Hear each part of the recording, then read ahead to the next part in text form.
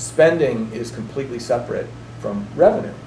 And the job of taxes is to regulate the economy.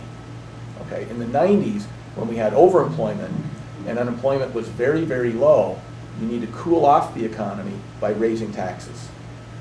When we're in a situation right now where unemployment is astronomical, you need to cut taxes to generate economic activity.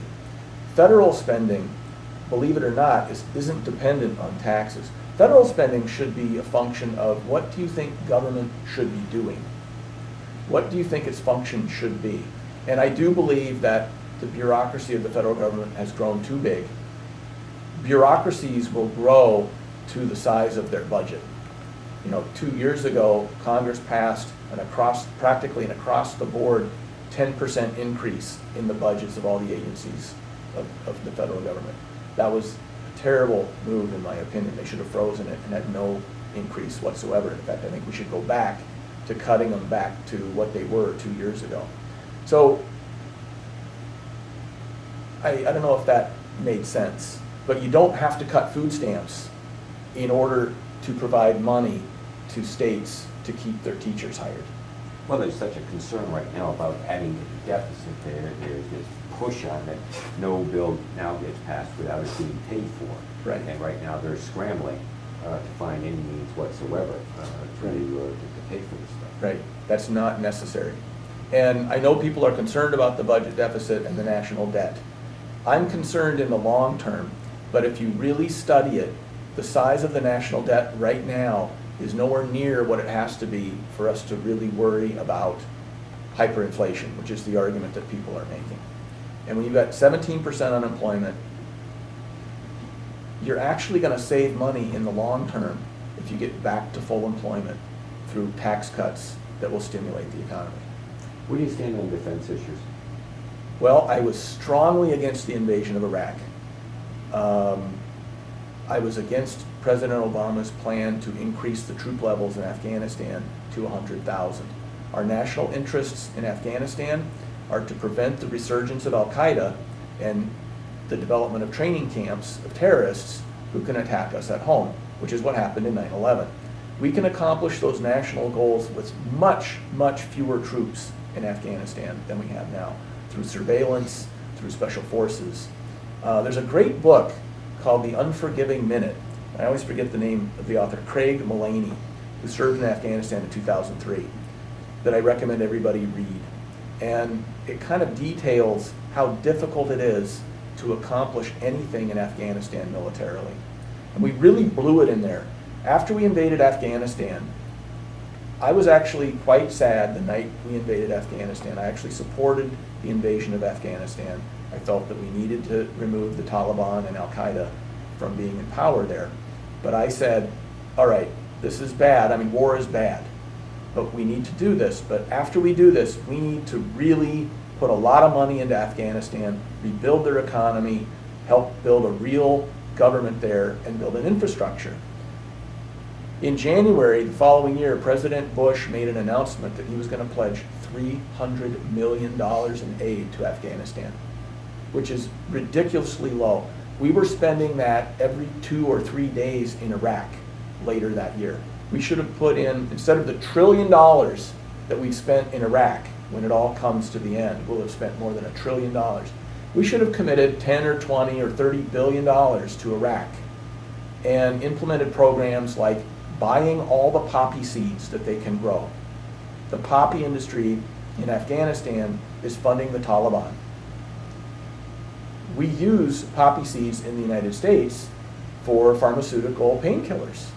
Why not buy the poppy seeds from the growers, wean them away from the Taliban, who's providing them the money to survive? Intelligent plans like that in Afghanistan would make a difference. Right now, the American troops in Afghanistan are really between a rock and a hard place. It's unfair to them. It's unfair to the Afghan people.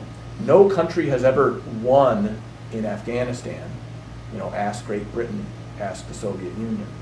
I don't understand what the long-term plan is there with flooding the country with 100,000 troops. What about the defense in terms of here in Connecticut? Do you support defense spending for submarines? let me talk about defense spending. We have over 800 military bases outside of the United States around the world. I mean, isn't that incredible? Over 800 military bases. We're spending a ridiculous amount of money in places like Italy and Germany. I spoke to someone on the campaign trail who was in the service, who served in a military base, a U.S. military base in Tuscany. He said it was wonderful, and they employed 300 local Italians at good salaries, and he said they'll never close that base because the officers love being in Tuscany. Well, we need to cut our military spending through pulling out of Afghanistan. In my opinion, we're spending $100 billion a year in Afghanistan now. We can't afford that.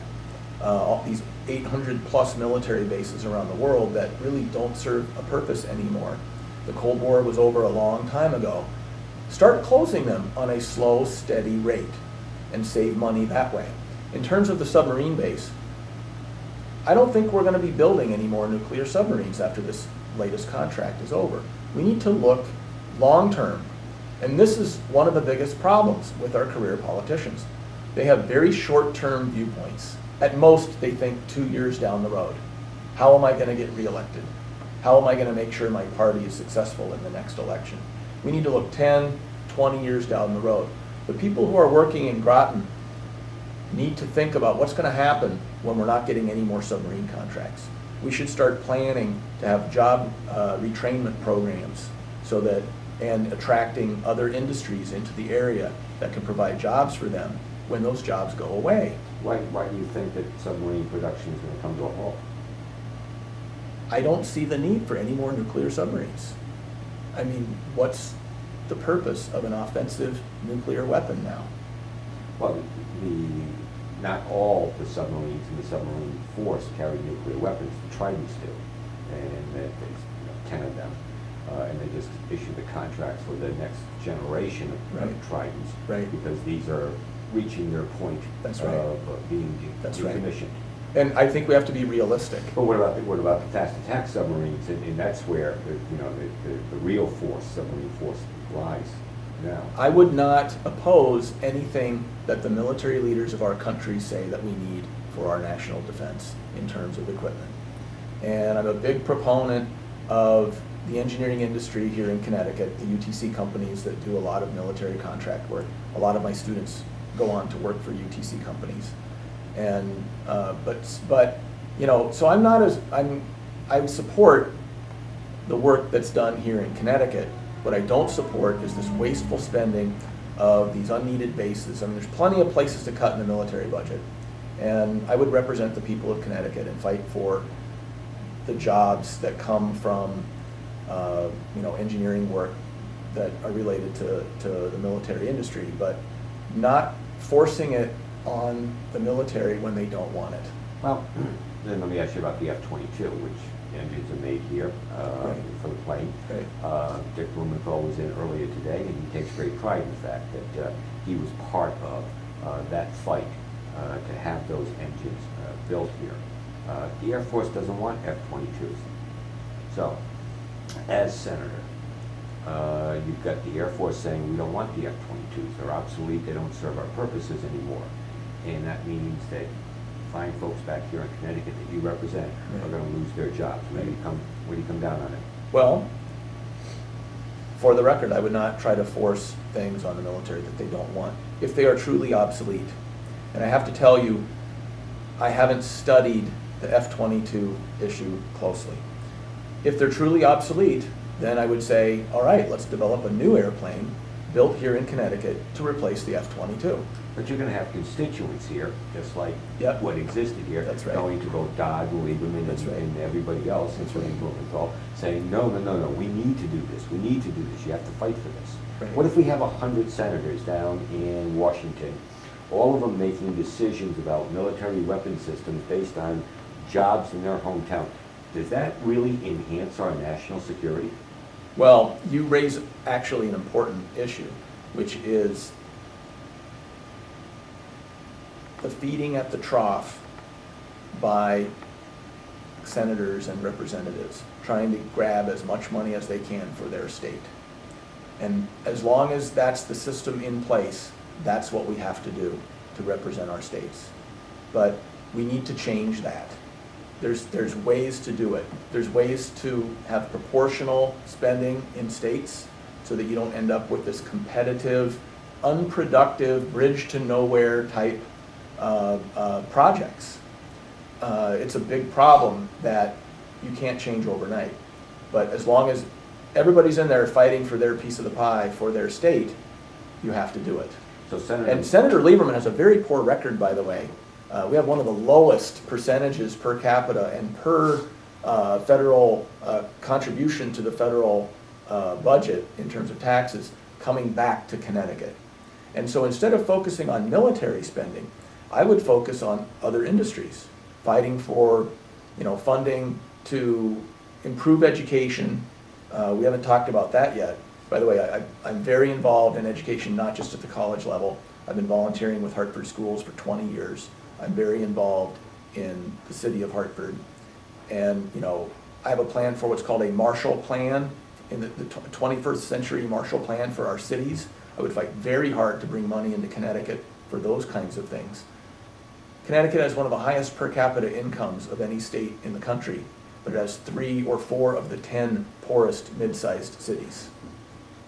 Think about that. We need programs to rebuild our educational system in our cities, and we all have a stake in this. If we're going to have a vibrant economy, we need an educated workforce. So we need charter schools, we need vocational schools, we need programs to get parents involved in the schools. Good bang for the buck there, and to educate the parents as to